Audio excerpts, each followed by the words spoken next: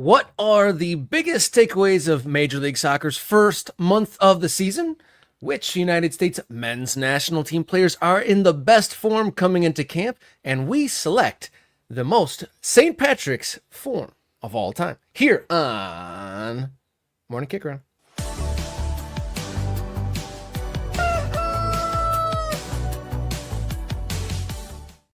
Hello and welcome to the show. This is Morning Kickaround, where we cover the world's favorite game from the world's favorite country, coming to you live each Monday, Wednesday, and Friday. I'm Robert Kerr. He's Jason Davis. I'm feeling very much like a person in Monday mode. How you feeling, Mr. Davis? I'm good. Happy St. Patrick's Day to all who celebrate. We started early. As the priest at my church said yesterday, celebrate, but celebrate in moderation. I guess that's a good message for anybody who might get out there on a St. Patrick's Day. My St. Patrick's Day celebrating days are well behind me, except for acknowledging the day and recognizing not only is it a day to wear green, it's a day to celebrate, I guess, Irish culture, even though obviously St. Patrick can be for anybody. One of my favorite people to follow online, there's this Irish guy who says, "Follow me, I'm delicious." That's his tagline. And him reacting to the Chicago dyeing the green video is insane. He was like, you guys do Irish to a comedic level. And we Irish people couldn't even imagine to do something this Irish. Oh, nobody is more Irish than Americans of Irish heritage. That is a certainty. Boston, Chicago, they go hard on the Irish thing. That is true. Having lived there for many a years, it is fun, but you got to feel like there's got to be some sort of a environmental impact of putting like 10,000 gallons of green dye into a body of fresh water. Just food coloring, Robert. Just food coloring. It's not one of those that cause like hyperactivity in kids, is it? Because that obviously would be bad. That's red something, right? That's what I call red something. Just don't give your kids red something, or their heads will explode. I think that's it. So green dye, nobody. That's fine. I just remember I'd never lived in Chicago and I'd never been there for St. Patrick's Day, but I just remember how central to the plot, the story, is of the film The Fugitive is the dyeing of the river, the Chicago River, on St. Patrick's Day. Yeah. All right. Well, now that we're getting over our green movements after drinking green beer all weekend, we'll get into this week's show. Man, oh man, I swear I haven't been St. Patrick'sing. It's just early. Okay. Well, like I said, I'm Robert. He's Jason. This is Morning Kick Around. Before we get into our headlines of the day, our subscriber count is going in the right direction. We're working our way towards 1,500. I haven't looked this morning. Did we get there over the weekend? No, we did not. Unfortunately, we did not. We're still a little short, but I have faith that it's going to happen by the end of today. So this is what you can do. If you're watching now or later, please tell somebody about Morning Kick Around. Tell them to click the subscribe button, juice those numbers, make it a St. Patrick's Day celebration as we look to go to 1,500. Yeah, get liberal with the subscribe button. Follow along on social media at mkickaround on the X, Instagram, and Blue Sky platforms. Write us an email. We got a couple over the weekend we need to respond to. morningkickaround@gmail.com. And thank you to all who have donated funds on our Ko-Fi page. It is ko-fi.com/morningkickaround. Thank you to those who have donated. And thank you to all who are going to donate next. You can do a small one-time donation, something larger, or something kind of like on a monthly reoccurring basis. ko-fi.com/morningkickaround. Whew. Now that we've worked those morning bugs out of our system, Jason, shall we get into our long balls? Here they come. Yeah. Monday's long balls here on Morning Kick Around right now.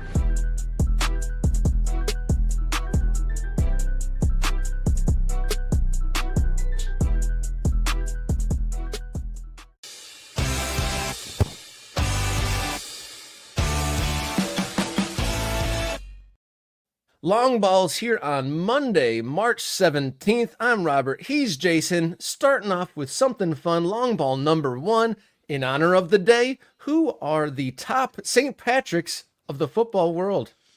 Well, they're not saints. As far as I'm aware, none of these people have been made Saints. But yeah, we're talking about we can famous deify Patricks. him in the world of the world's game. Beatify? Was that the word? Is it? All right, whatever it is. Deify. No, that's turned into a god. You deify somebody, they become a god, Robert. Hey, it all depends how passionate you are about our game. Okay. Famous soccer Patricks. And we can do a quick rating and like just rank these soccer Patricks. I'm surprised there aren't more soccer Patricks out there, Robert. With how many thousands of pro soccer players are in the world, the list is not that big. I do like, though, that you and I are on the same page. One of one, our first Patrick out of our mouths was the same one. Boom, there he is. Patrick Vieira. Is there a better Patrick than Patrick Vieira? No, I don't think Pablo gets the point of this. We're not doing Irish people. We're doing Patricks. You can do Irish people if you want. You can throw Irish people in, but this is Patrick Vieira, clearly. One, as you said, one of one, the number one Patrick that I could think of. Now, I think my number two would be Patrick Kluivert, right? That's a are we agreeing on that, or is that maybe no? Where are we on that one? So our first two are definitely the easiest two right out the gate to pick. Patrick Vieira, one of the top achievers, Patrick Kluivert, and also a legend, one of the building blocks of my football childhood. Okay, so yeah, and just in terms of their pedigree, what they achieved, the clubs they played for, right? That matters here when we talk about these Patricks. All right, now number three, kind of wide open, Robert. Yeah, the three? field broadens here. Now, if you go outside of the Patrick and go into other versions of Patrick in different languages, I think we might be talking about this guy. I think we might be talking about this guy. This is Patrice Evra. Am I okay? Is there another Patrick that's ahead of Patrice Evra that you can think of off the top of your head? Well, before I say that, I gotta say that this Evra, this version of Patrick, probably one of the best players that has consistently rubbed me the wrong way for the entirety of his career. I mean, he had many, being in Manchester United. This Patrick is what you're saying. Yes, his skill and contribution to Manchester United and in France, undeniable, but so many conflicts with Liverpool players, the whole saga with Suarez, and then just the comments he's made about just football in general and Liverpool after the fact totally rubbed me the wrong way. But to your point, the only other Patrick that kind of comes into that strata of player is a goalkeeper. Rui Patricio, I would say, is the next on the like Mount Rushmore of Patricks. There's Rui Patricio, who gets called St. Patrick because his name is Patricio, and that's Patrick in Portuguese. So I guess we'll give Rui Patricio the next spot. That's nice. Is that okay? Again, with this, we're spitballing here. Give us a Patrick if you think somebody else deserves to be on this list, because I don't know if we can. Because this is a guy. I don't know where you would put this guy. Where do you put this guy? This is Patrick Bamford. Where do you put Patrick? So Patrick Bamford, you had a name for him, but he is one of the biggest teases or almost good players. He's either the best bad player or the worst good player. Yes, because he's had moments where you're this is he's on his way to becoming a superstar, and then either an injury or form or something falls him. And in Leeds, I'd say he's undone. Leeds his promotions, he's got them relegated. It's all sorts of things, all centered around his form or availability. Patrick Bamford, if he was 10% better at finishing, would be in the Premier League playing for a top 10 club. There's no doubt about it. Yeah. No doubt about it. If he was 10% better at putting the ball in the net, because he puts himself in so many good spots. He's so often has a moment to score and just doesn't. And we're talking 5 to 10 goals a year that he probably misses. I mean, I may be overstating. Go check the XG. I don't know the expected goal numbers on Patrick Bamford but he's there. Now, he might slide down this list because he doesn't get the rub of the green very often in front of goal. Okay. Yeah, what about Patrick Schick? Maybe not a name that comes to mind. But producer Jenny mentioned Patrick Schick because, Patrick Schick's having a good run in Germany. He's been helping Bayer Leverkusen to their incredible last couple of seasons, formerly of Leipzig. He was at Roma, he was at Sampdoria. Czech player, Patrick Schick, if you're not aware of. Was he part of the him. undefeated season last year? He was, yeah. He was part of the undefeated season last year. He's got 60 goals in his career at Bayer Leverkusen. He scores goals. Not enough to make him like some sort of hot commodity, but I believe he scored a handful of goals last year in the league. I think he's got 17 goals, something like that this season. Like, he scores. This is a player. This is a good player. Better than Patrick Bamford. He's ahead of Patrick Bamford on the list, just on recent form. And then, of course, we'll throw in our guy. The Patrick of the hour. Patrick Agyemang, who scored his first MLS goal of the season this weekend. Am I wrong about that being his first goal of the season? I believe it was. That was his first Major League Soccer goal of the season. He scored in the January camp, a pair of them, and I meant for his club team. Yeah, I meant for his club team. And Patrick Agyemang has this characteristic about him because of his story, because he came out of third division college soccer, Division III college soccer. He's a late bloomer in that traditional American way, meaning he's only just now getting his look at the national team. He's only just now getting some hype in Major League Soccer, but he's 24 years old. So, there's an argument that it's a little too late for him to be just starting. But at the same time, we love a story like this. Love somebody who comes on and comes out of sort of quote-unquote nowhere. And, after having played Division III soccer, gets an opportunity to and the national team. And, maybe he's got a European future. It obviously needs to happen fairly quickly, but maybe he's got a European future. So I think it's a good list of Patricks. If we're missing any, throw them out. I'd say the only two that I had on my list, they were further down the list, but somewhat relevant. Goalkeeper Patrick Schulte. Goalkeepers don't. Oh, we did Rui Patricio. I'm just kidding. Yes, Patrick Schulte didn't bring an image of Patrick Schulte to the table, but yes, in the national team picture, so he deserves a mention.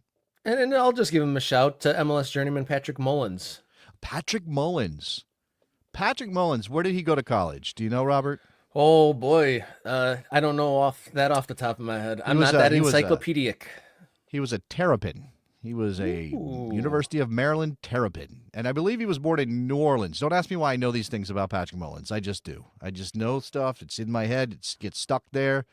One of the old producers on my radio show, Emily Olson, went to Maryland, so she was constantly hyping up the Terrapins, the Terps, and Patrick Mullins was a Terp. That makes sense, because I was going to say, you'd have to have some sort of personal connection to, hang on to that nugget of knowledge, right? Bounced around a bit, Patrick Mullins. Probably selling insurance now, because that's what a lot of MLS players do after their careers are over. Yeah. Insurance, maybe some real estate? Could be one of those things. Could you know what? He could be higher. That's not the right way to look at it. He could be doing something that requires an advanced degree. That's very possible as well. So I don't know. But he is from New Orleans, Louisiana. Pride of New Orleans. To round out this segment, we'll bring in from the chat Brandon.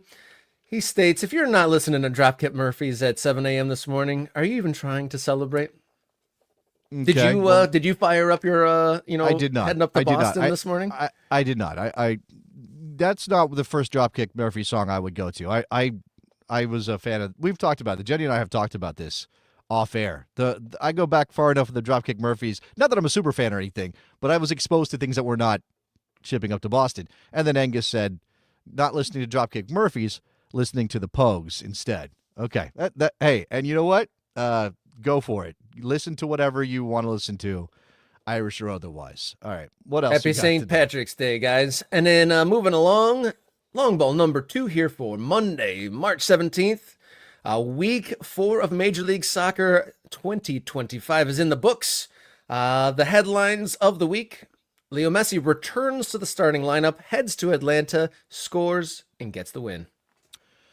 Yeah, obviously an opportunity for Inter Miami to get 3 points against the team that knocked them out of the playoffs last season. Lionel Messi fully back. We saw him in Jamaica score as a substitute. Here he is doing very Lionel Messi things. I think he's likely to win Player of the Week because he's Lionel Messi and he scored a goal and he helped his team win, and he also looked just very dangerous in other ways. In fact, if not for a couple big saves from Baguzan, Lionel Messi could have easily had a hat trick in this game. He was that dangerous.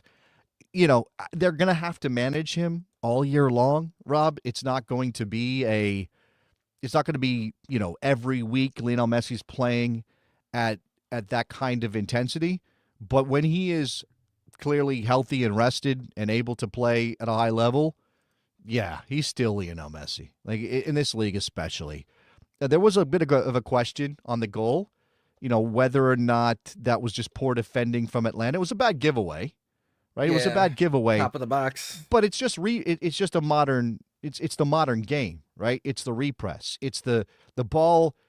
Inter Miami has the ball in the Atlanta third, the defensive third. They're attacking. The ball gets turned over. Atlanta tries to play it out, or there was a shot. I can't remember the exact sequence. It kind of bounces out. Bartosz Slisz gets on the ball. He's trying to get it off his foot, and Messi ghosts him behind from an Atlanta player, uses him as a shield, pops up, takes the ball off of Slisz, and scores a very Lionel Messi super clever little chip over Brad Guzan. It was sort of vintage in that way, in the way he scored it.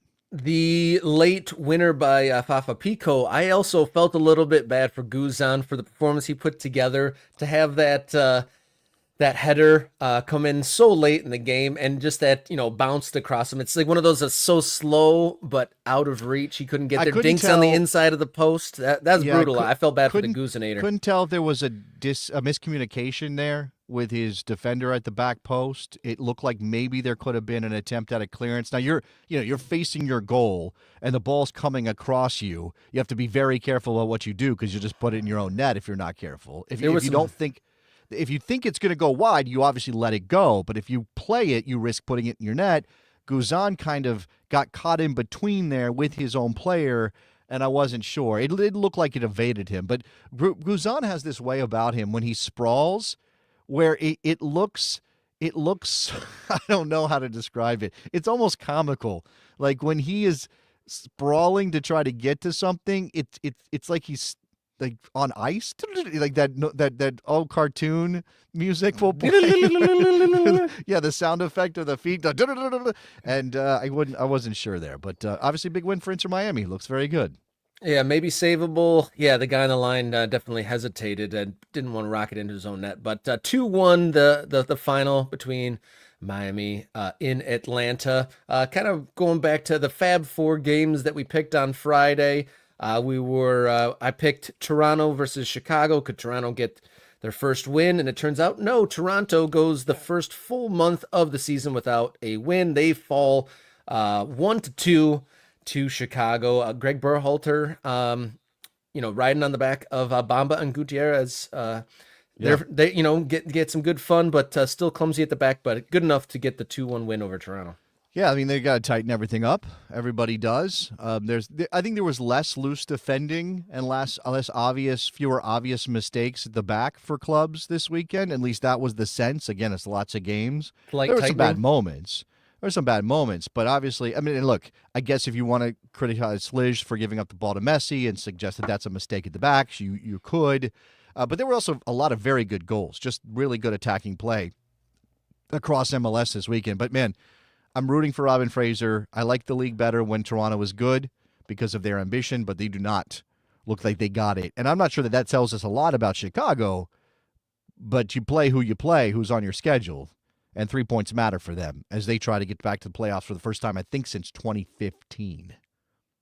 Our third game from our Fab Four was Charlotte hosting Cincinnati. The aforementioned Patrick Agyemang, one of the Saints of the day, getting his first of the season, second in the game. Charlotte taking care of business versus Cincinnati.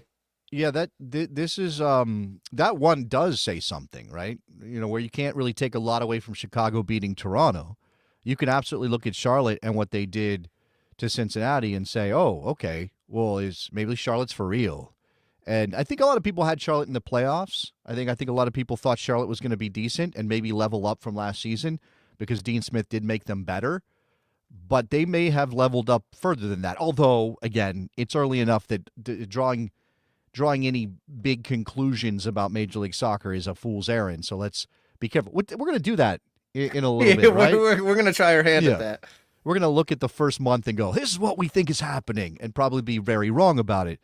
But, yeah, I was impressed by Charlotte. I mean, it's one of those games where you need a good performance from a goalkeeper no matter what.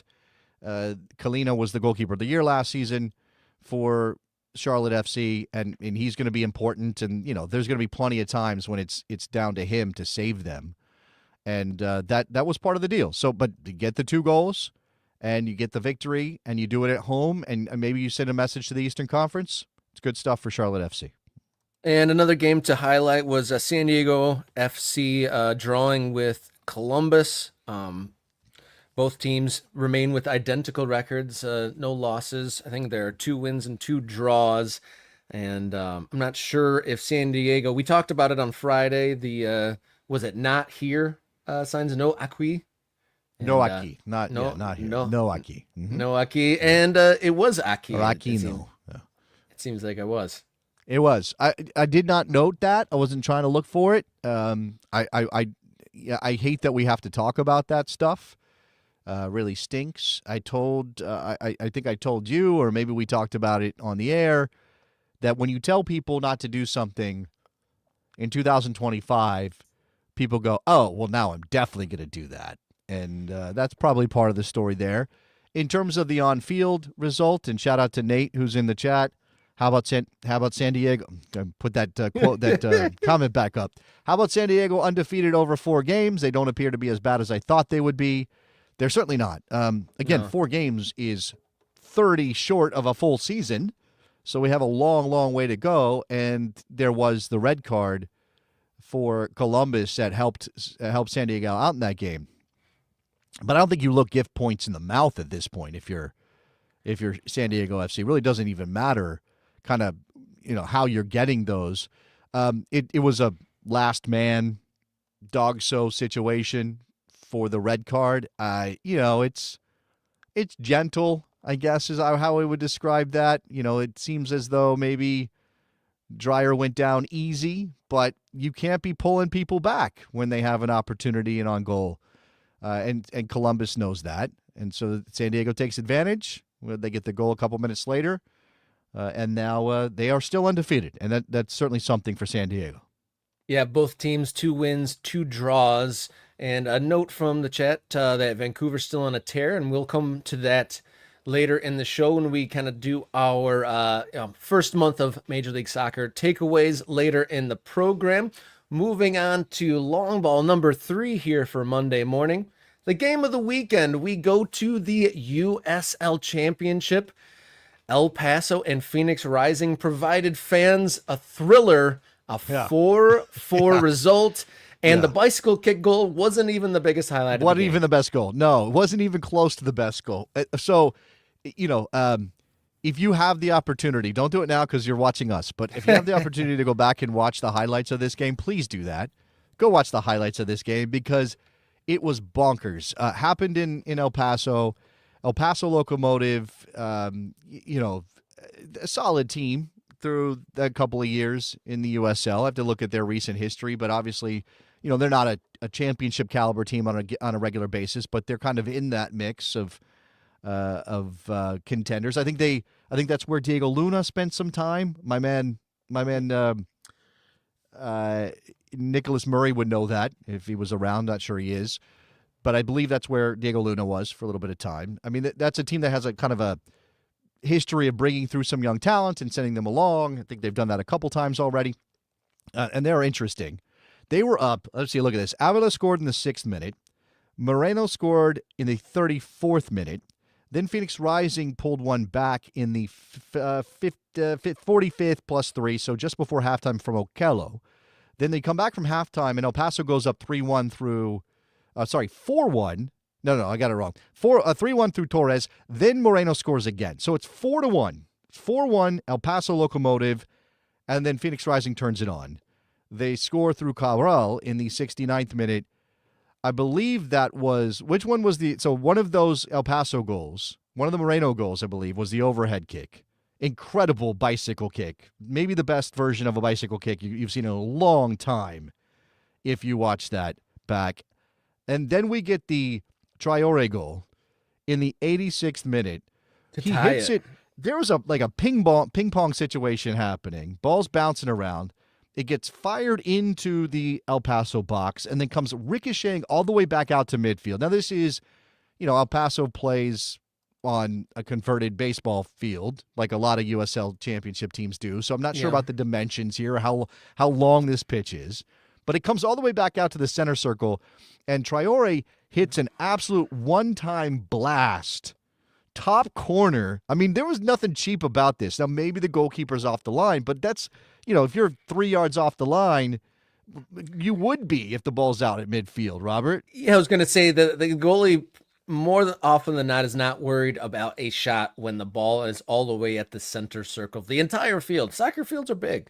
Even if they are played in baseball stadiums, soccer fields are big. And so the goalie probably, like, the ball is cleared, he'd take a step up, and boom, like half a second later, it's in the back of his own net. Yeah, and there's also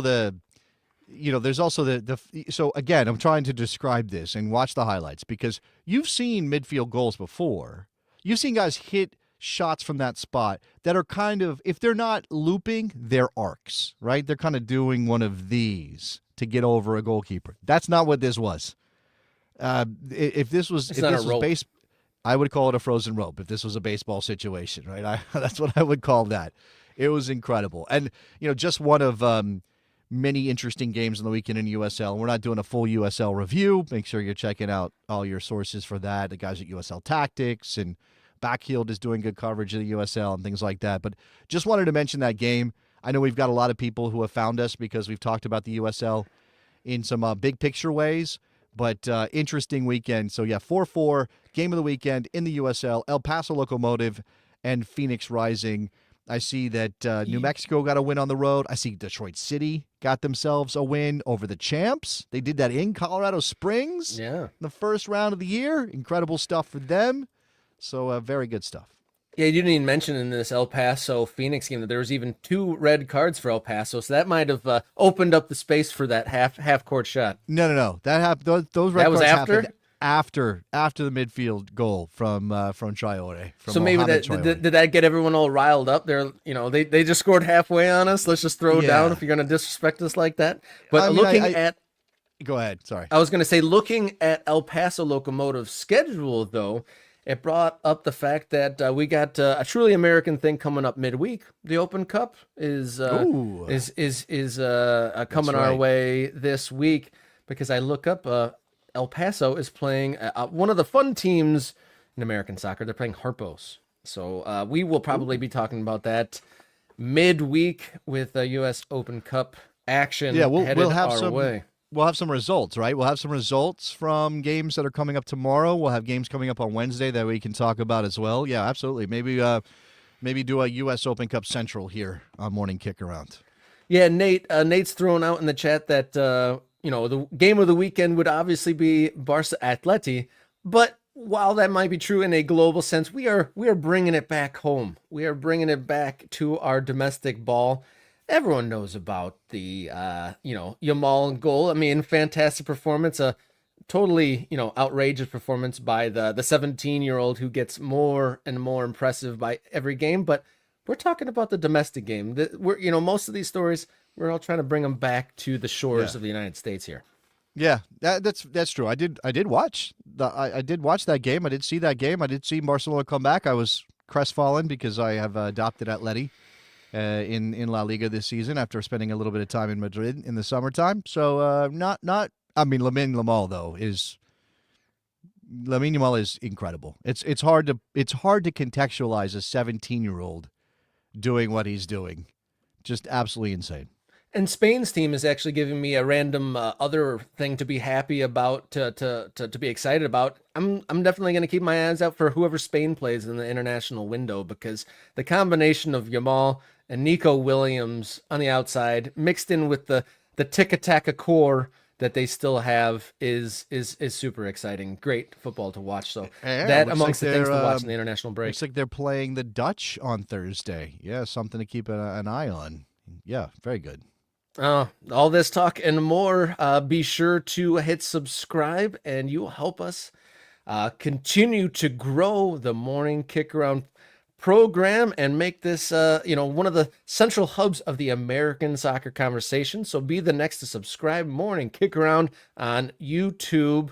Follow along on social media at MKickaround on the X, Instagram, and Blue Sky platforms. Write us an email, morningkickaround gmail.com. Or if you have the desire to, ko-fi.com/morningkickaround. You can make a one-time or a regular occurring donation. Thanks to all who have already donated, and thanks to those who are considering doing so here today. We're going to take a quick breath and come right back and talk about the best form players headed into the United States men's national team camp here on Morning Kickaround.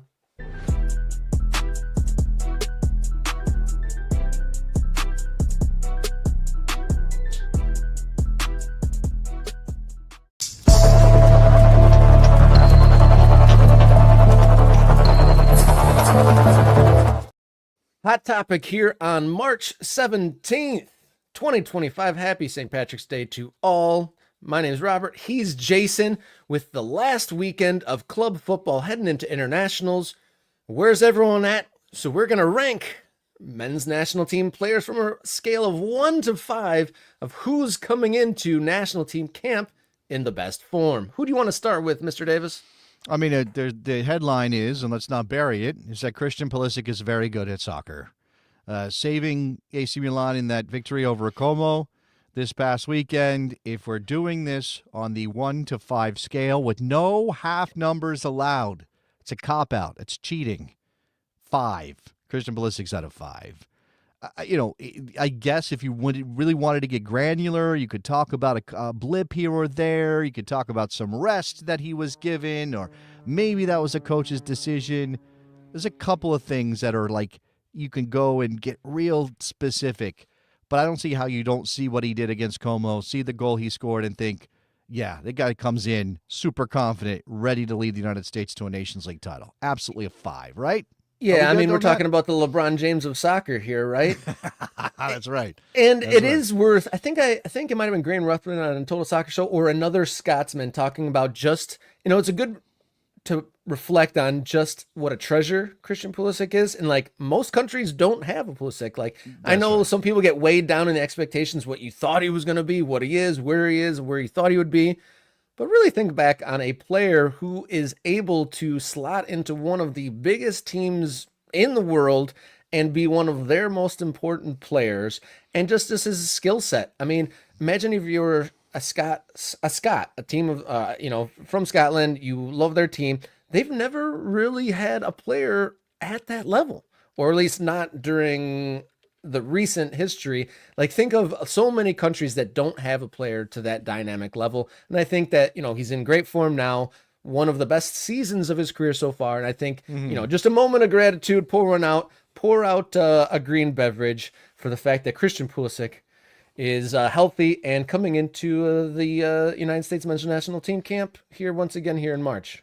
I've never heard anybody say pour some out for something good like that. I've heard pour some out for the memory of something bad or somebody who's gone. But yeah, okay. Cheers to it. I mean, it's slancha. It's a slancha for Christian Pulisic. We're lift up your Guinness or whatever Irish beverage. I'm partial to Smithwick's myself, but if you pick up your Irish beer or beverage of choice and cheers. 5, Christian Pulisic, 5.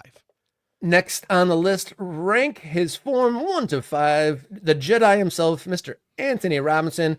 He was an 8.3 on FOTMob at the weekend. Most dribbles completed in the game. Where is he at, Mr. Davis? Yeah, victory over Tottenham Hotspur for Fulham Football Club. Very thrilled to see that. Wasn't sure what Fulham would do coming into that game. It's been not up and down, right? It's a very good season by Fulham standards, but I'm always kind of a little bit trepidatious as waiting for the shoe to drop. Not necessarily a shoe to drop, just like a little bit of disappointment's a possibility. But I'm going to give Jedi a 5 here, Ooh. Not just because of his excellent performance against Tottenham, where you gave the score. His crossing ability has improved so much. He is dynamic on both sides of the ball, gets up and down the field. He looks the part, right? He looks a confident player. And if you got Christian Pulisic as the number 1 best player in the U.S. men's national team, I think the race for number 2, there are several candidates, but I think Jedi Robinson might be the guy that you would pick out as number 2. I think he has completely earned the label as one of the best left backs in the best league in the world. Yeah, you can tell in the commentary, people aren't surprised anymore when he puts in a good moment or a good performance. It's just Anthony Robinson, one of the best in the league, and people move on because it's become a staple. A little bit harder to rank because Crystal Palace kind of had an off weekend, but back in the defense, Chris Richards, where are you ranking the American center back? 1 of 5. Yeah, Chris Richards has done a trick, and that trick is to become a consistent starter for a Premier League team. Now, is Palace a good Premier League team relative to the rest of the league, relative to Liverpool or Manchester City or Arsenal or anybody like that? I mean, obviously they're not that level, but they are solidly mid-table at this point, right? And there's always a chance. Every Palace season has the potential to go disastrously and have them sent down. Right, that's every Palace season. That's the state of Palace fandom. Chris Richards playing in that group for Oliver Glasner has earned his opportunity. You go to the stats from this performance. Yes, again, a loss. Not this past performance was Ipswich Town. They didn't play this weekend. We established that they were off this weekend and they had a friendly last week. And we'll come to how that impacts another player on our list in a second. But go back to the game against Ipswich where they won 1-0. That was a week ago, March 8th. Week and a half ago. Most completed passes, most tackles, most duels won. I'm not saying he's, an all-league level performer. He's not a best 11 defender in the Premier League. But he's very solid. He's confident. He's playing. I think if you're being fair to Chris Richards and where he is right now entering this camp, again, it would be nice to have had one more meaningful match going into the Nations League.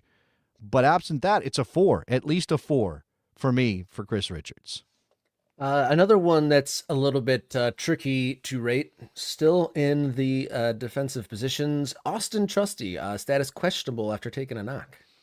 Yeah, picked up an injury, didn't play in the Glasgow Derby as Celtic lost to Rangers this past weekend. And that would have been a great opportunity to kind of see him in a high-stakes environment.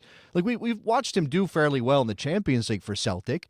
I don't know how many of you are out there watching the Scottish Premiership every weekend to see how Austin Trusty and another guy called into this team, Cameron Carter-Vickers, are doing. I'll admit I'm not watching the Scottish Premiership every weekend or seeing what Celtic does every weekend. Celtic loses that game 3-2. And you have to imagine, with Cameron Carter-Vickers in that back line, but without his normal partner, Austin Trusty, that they might have done a little bit better defensively. Like maybe that would have been a better performance for them. Because of the calf injury, I don't know how that impacts his availability for the national team. Right? We have not yet seen word. I've not seen a statement put out by U.S. Soccer that, Austin Trusty is not flying in for training, which obviously is everybody's traveling in today with training coming up and the game on Thursday. I don't know. So we'll put question marks on this, but it's definitely not ideal for Austin Trusty. Moving along, another Crystal Palace American played as a sub in club-friendly Thursday. Similar to Chris Richards playing in Spain versus a Norwegian team. Got 45 minutes. What do we think of Matt Turner? Definitely not where we thought he was going to be not too long ago. No, well, I mean, this has been the status of Turner's career for a couple seasons, right? Arsenal, Forest, Palace.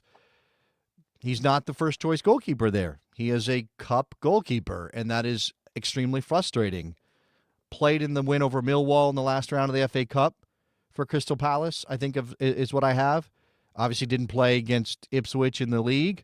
Plays a half in a friendly against a Norwegian team I cannot pronounce, which is not a good sign about the quality of the opposition. It's not good. If he's the number one goalkeeper, you definitely have questions. I'm giving him a 1. I don't know how you can give anything other than a 1 to a player who doesn't see consistent time. It's not to say that he is suddenly a really bad goalkeeper, but if we're talking about form is about where you are right now and how well you're playing and how often you're playing, and he's not, so he gets a 1. Moving along to a player that's probably not in the ranking of form that we'd like. Giovanni Reyna did not play, unused sub in another Dortmund loss, hasn't started a game since March 1st. Yes, this is another one. Again, if you're not playing, you can't be in good form. You just can't. And even the minutes that he's gotten as a substitute do not kind of collect to enough confidence that he comes into this national team camp in good form. Gio Reyna is in this camp because he has a skill set that nobody else in the U.S. men's national team has. Like, Pulisic's a better player. Jedi Robinson's a better player.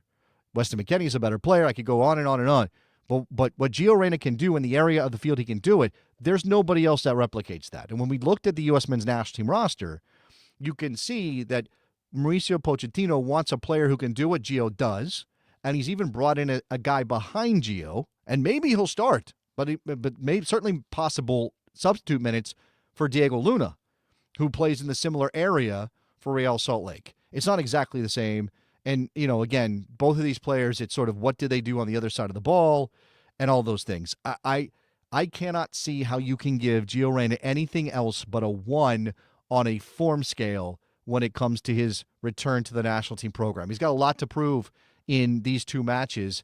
And, again, there's still that question of, even if he has a very good showing, the U.S. wins the Nations League again, he goes back to Dortmund, he rides the bench for Niko Kovac, and we're waiting for the summer when maybe something happens. He just changed agents, which would seem to indicate he went from his old agency, I can't remember who that was, somebody he'd been with for a very long time, to Jordi Mendes, super agent, Ronaldo's agent, the guy that, has executed all these deals and has all these connections, who basically established or managed Wolves' transfer policy for a while when Nuno Espirito Santo was there.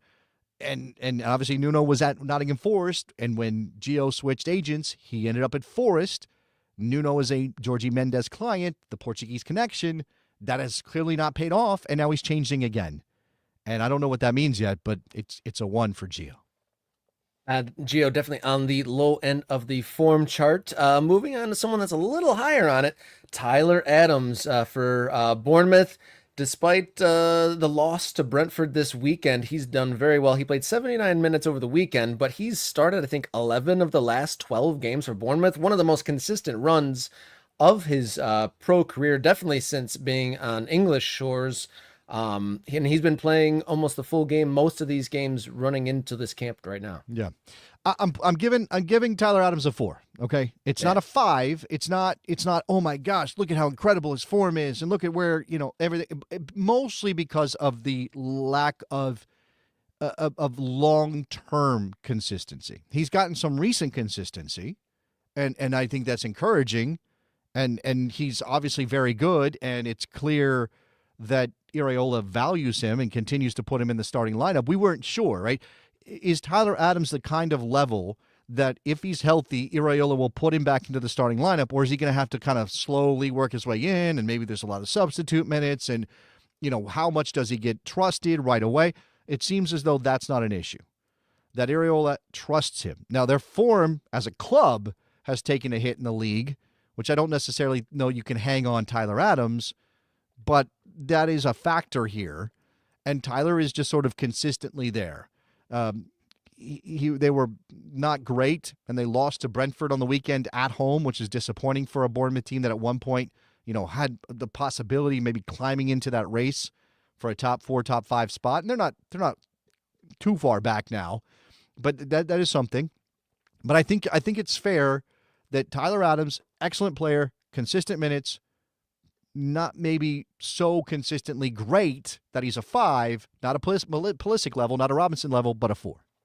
Yeah, his FOTMob ratings of the last few games, 6.8 at the weekend, then he had a 7.4, 7.3, 7.0. So, he's at a solid level. Due to time, we're going to go switch to quick fire form rankings here, Jason. Next up, Weston McKennie. Weston McKennie gets a 4. Club not doing so well. Weston McKennie continuing to start. Obviously, it's not quite whack-a-mole with his position like it used to be, but he is consistently in the lineup and getting opportunities, and I think playing fairly well. And in fact, I think in this last loss, again, if you put any stock into FOTMob ratings, Weston McKennie was the best-rated player on that Juve side in a game where they were pretty bad and ended up losing 3-0 to Fiorentina. So take that for what it is. Give him a 4.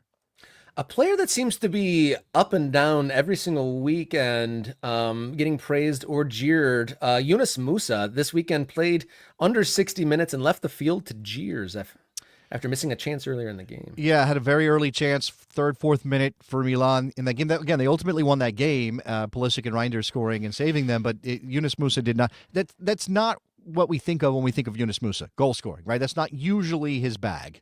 I don't know that it's unfair to jeer him or to be upset if he misses a chance. You're a professional soccer player. You have an open goal. Score the goal. You're at AC Milan. That's the demand. That's the responsibility that you have. I think he is limited. Again, I think he's limited going. He can drive the ball forward, but it's always what he does with it after that. It's always kind of where he is in the attacking end of the field that leaves a lot to be desired. I like Yunus Musa a lot. Listed as a forward in the U.S. men's national team. Not sure what that means yet. I'm going to give him a 3. And then final player on our form rankings here, Patrick Agyemang, coming off the back of his first Major League Soccer goal, his first competitive national team call-up. Where do we rank his form? I mean, I give him a 3. I mean, it's still early Major League Soccer. It takes 4 games or 3.5 or whatever it is for him to get a goal. If he had 3 or 4 goals, I would put him on a 4 or a 5 probably. I'm still going to hold back my full analysis of Patrick Agyemang because he hasn't played at a significantly high level. He played in a January camp where he looked fine against weak opposition, and he's scored a goal in Major League Soccer, which is a fine league, but by no means a top-level league. It's certainly not where Christian Pulisic is scoring goals, for example. So I'll give him a 3, and I'm hopeful, and I want to see him do well, and I do like what I see when I see him play. But yeah, it's not there yet. Would you give him a 5 for 5 on his smile? Yeah, absolutely. He gets a 5 out of 5 on the smile, 100%. Need a good smile in the national team. Yeah, for sure. Going to the chat, Crash the Karsh throwing Stefan in the mix. He's got amazing form. Should he get the start over Turner? Should he? I find it very, very unlikely that'll happen. I guess he's in good form, but it's still early. I know Turner doesn't play much, but he is in sort of mid-season with Crystal Palace. I think that still matters. And then just one final note in our segment, not in the national team setup, but a guy, an American, saying, hey, don't forget about me, Haji Wright, scoring a hat trick for Coventry over the weekend. Is he is he going to get thrown into the mix? Is someone going to get injured and Haji Wright gets called in? Or is he just going to, putting a little reminder into Pochettino's note for next time? No, he's not getting called in. That's not going to happen.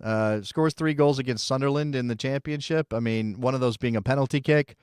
Good for Haji Wright. He might get a look. I mean, he's not out of the picture completely. I suppose some people would say, well, it should have been Haji Wright instead of Patrick Agyemang or Brian White. The 2 MLS forwards who are in this group. I suppose you could argue that.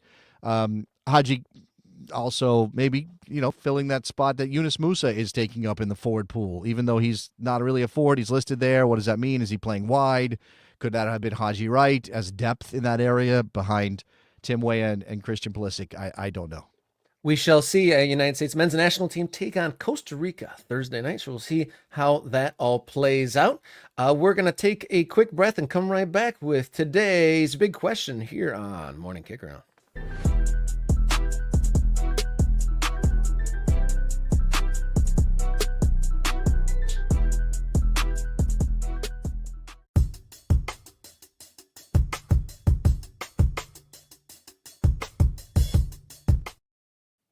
Big question here on Morning Kickaround Monday, March 17th. We have gotten through 4 weeks of Major League Soccer. A whole month of the 2025 season is in the books. So the big question of the day, what have been your biggest takeaways of Major League Soccer's first month of play? I think it was in evidence last night in Atlanta. And I look, there's still things percolating with Atlanta United, and they're not the finished product. And I don't want to suggest that beating Atlanta United means you're, by virtue of just that achievement, the best team in Major League Soccer. But it's pretty clear that Inter Miami's picking up where they left off last year. They're still the team to beat. Now, of course, they didn't win the championship. They got knocked out in that round against Atlanta United over two legs. Like they obviously, knockout soccer was their problem last year. But if we're talking about the regular season, they're unbeaten. They've won 3 in a row. Now, maybe they haven't beaten anybody that you would like, oh, that's an MLS Cup contending team. Right? They drew with New York City FC on opening weekend, a game they probably should have lost. Yeah. They've been putting themselves in bad positions and still getting results. Yeah, they beat Houston on the road without Messi. They beat Charlotte at home without Messi, and then they do what they did last night against Atlanta United. Again, it's not as though they look unstoppable. There are flaws in that team, but they seem to figure out a way. They seem to have a knack for getting results in games where they aren't necessarily playing all that well. And I think that's the sign of a pretty incredible team, at least over 34 games. And it remains to be seen how many games Lionel Messi plays or how many goals he scores. But they have other weapons in that team. They have other, he didn't score on the sequence, but I watched Jordi Alba pluck a volley out of the air and nearly put it on target. And I was like, that is not normal skill. Normal human beings cannot do what and he's just Jordi Alba. I mean, yes, he's an incredible player and he's got the resume, but when you think of Inter Miami, that's not the first team you go to for that kind of volley. It's, okay, yeah, of course he can, but wow, that's the kind of level that they bring to the table. And that's kind of the power that Messi brings, is the other players that are along with them would be the headline banner player. Like the fact that Busquets, Suarez, or Alba are even in the league. If they're on any other team, their name would be up in lights. But Messi's power is so. And it seems like the players, like they retooled. We had MLS experts, Goss and Bogert on doing the preseason, previews. And they weren't quite sure. They weren't nailed on as to where this Inter Miami team would be. There was a lot of bit part players or role players last year that did very well and left. And it seems like those squad player replacements are going to fit the bill in a Miami and have done so at least so far.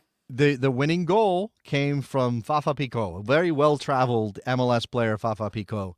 Who's I don't know that he scored more than a couple of headers in his entire career, but he scores a header in that game to win it against Atlanta United. And, you need players like Fafa Picault, who probably is not going to get a ton of starts, but will be able to come off the bench and give you that energy and that experience. I'm glad to see him return because he got injured in the first game of the season, I believe. He did. So looked scary. Looked like he might be in trouble, and there he is back on the field. So probably the second big takeaway besides Inter Miami, going west, Vancouver Whitecaps, the surprise package, undefeated, one of the few teams still battling their way through CONCACAF Champions Cup. What can you say about Vancouver Whitecaps, undefeated through 4? Don't say undefeated. They have won 4. They're perfect through 4 games. They've won all 4 games. You can be undefeated and have gotten a draw. They do not have a draw. They are 12 points from 4 games. They're +7. They've only conceded twice so far. We've got the 4-1 win over Portland on opening day. They beat the Galaxy. Okay, maybe that's not a huge accomplishment this season, but they beat the Galaxy. They beat Montreal. Okay, again, Montreal, maybe not all that great. And they went to Dallas, and they win this weekend in Dallas. Maybe not their best performance, but sort of getting a handle on things. And it's about results. It's not always about being dominant. And again, I think strength of schedule is a thing here, right? Yeah. I think it's Dallas, you're not looking at this and going, oh, well, look at all the big time sides that Vancouver has beaten. When they play Seattle, although again Seattle lost this weekend, so they've had a rough start. But when they play Seattle, when they play, I guess, San Diego, who is unbeaten, right? 2 draws and 2 wins, unbeaten. Maybe when they play, and we're just talking about the West here. I think we know LAFC is going to be contender despite their 2 losses that they've suffered. They went to they lost at home to Austin this weekend. A little bit of a surprise there. But when they beat, say, an LAFC, then we'll be talking about Vancouver, and we'll be talking about whether or not they are the real deal. I think it's been a couple years now where it's like, yeah, everybody underrates Ryan Gauld. Ryan Gauld's one of the best attacking players in this league. And didn't even play in the win over Dallas because he's got a knee injury. We'll see if he can get back on the field shortly. I think Kubas is kind of underrated as a holding midfielder in Major League Soccer. I always liked Pedro Vite, the 23-year-old Ecuadorian player. We know about Brian White, got called into the national team for very good reason. Tristan Blackman's been bouncing around Major League Soccer for 4 or 5 years, got man of the match against Dallas. So, there are players you should be paying attention to in Vancouver.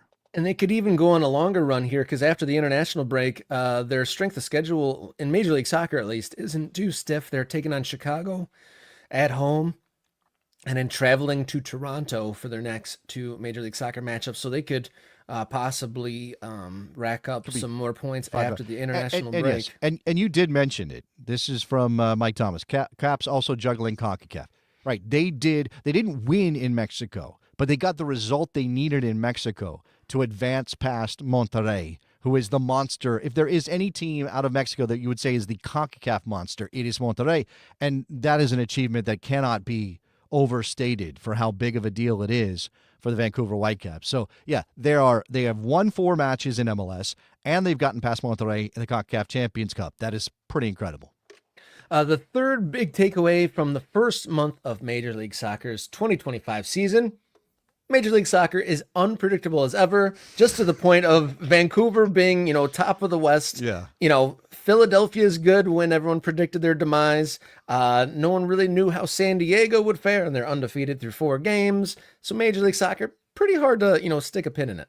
Yeah, I mean, you mentioned Philadelphia. Philadelphia is good when everybody thought they were going to take a big step back, but then they had this weekend when they lose to Nashville, and that was not what I was expecting. And again, my man Mike Thomas, this is a reference to Philadelphia. Are we good?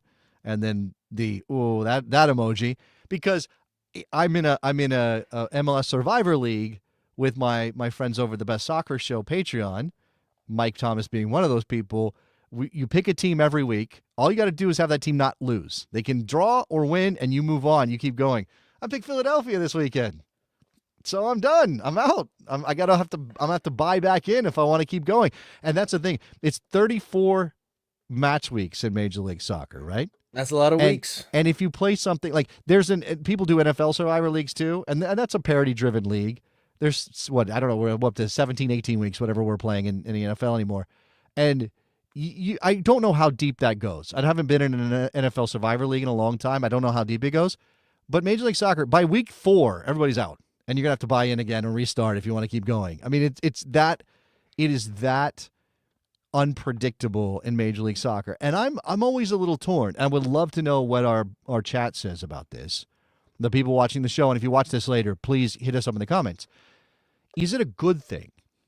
Or is it frustrating, hard to get a handle on who's good and who's not, so it makes it feel like you can't follow the story? Right? That lack of predictability is a selling point for the league because they can tell every individual fan base, you've got a chance.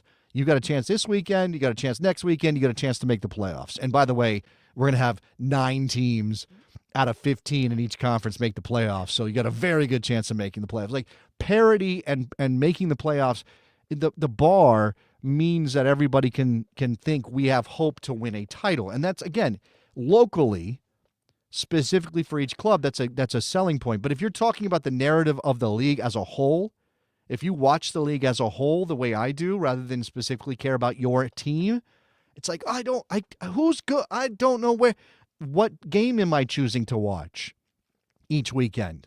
I don't know which game is going to be good or not. I have a sense, and mostly it's informed by last year, which that things change so much from year to year that you shouldn't even be doing that. That's kind of ridiculous as a mode for picking games or picking teams you think are worth watching, because the Galaxy are an example of that. Right? Philadelphia reboots, looks great. Ty Baribo scoring a bunch of goals, and then they lose to Nashville, who hadn't looked very good for 2 or 3 weeks of the season. Right? You take a look at Minnesota United. Thought they would be pretty good. I guess I should have been watching Sporting Kansas City, Minnesota United this weekend because Sporting came back from a 3-0 deficit, right? It's very hard to get a handle on this league. So parity good for those, if you're lower in the leagues, there is hope that you'll improve. But yeah, to your point, big picture, how do you form a narrative if the team is irky jerky, good one year, not the next? For folks kind of like slightly outside, if you're not a fan of like your local team, like how do you follow? How do you know, oh, LA Galaxy are a good team? You look at the table. Oh, Yeah. no, Yeah. they're not a good team.